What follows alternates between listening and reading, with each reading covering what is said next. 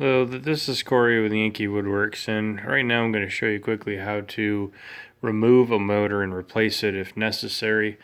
I just have a board here with a motor stuck on it, and what you're going to want to do is first remove the nut that's on the front side here. So take that off, and you can just spin that off, and it'll come right off. Next, you're going to do, if your motor has some small nails in the sides here, which this one does, just take a flathead screwdriver, wedge it underneath there, and just give it a slight little twist. That'll come right off. They're not held in there by very much. So that removes the original motor. The replacement motor will go in and slide through, and then you have the threads showing here. So take that wider nut and put that over the top and just start threading it. And then what I found is it's actually easier just to hold on to the nut from the front side and spin the motor from the back side to tighten that up. Now, it's very important that you do not over tighten this. You want it snug, and that is it. Going tighter can actually damage the motor.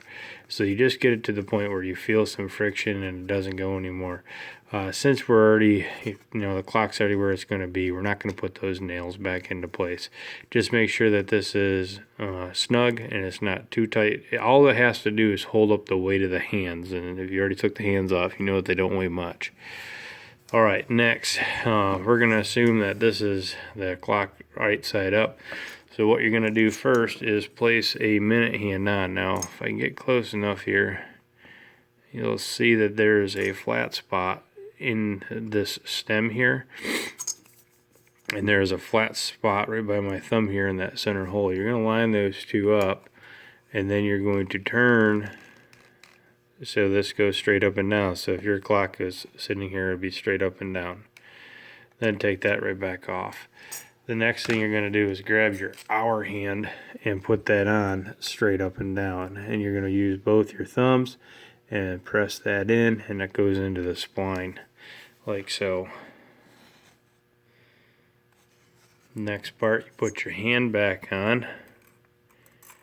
That sets on, it'll be very loose, a lot of play, and that's when you're going to grab the small nut and carefully put that on. So this is the trickiest part of the whole thing, is getting this on straight. So I'd like to hold it like so, and then put it on, and then you really have to look at it closely to make sure that it's straight up and down. You can cross thread this pretty easily, and once you get it straight up and down, it only goes on maybe half a turn, and now you can see that it's actually holding everything in place. Now look at your clock from the side here, and you want to make sure that your hands aren't going to come in contact with each other.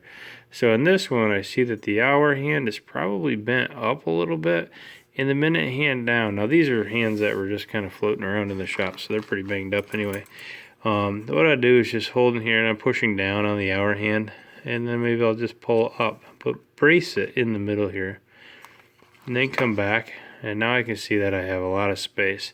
Now don't forget that when the tail hand comes, or the minute hand comes around, that tail, depending on the size clock you have, you got to make sure that that isn't going to hit either.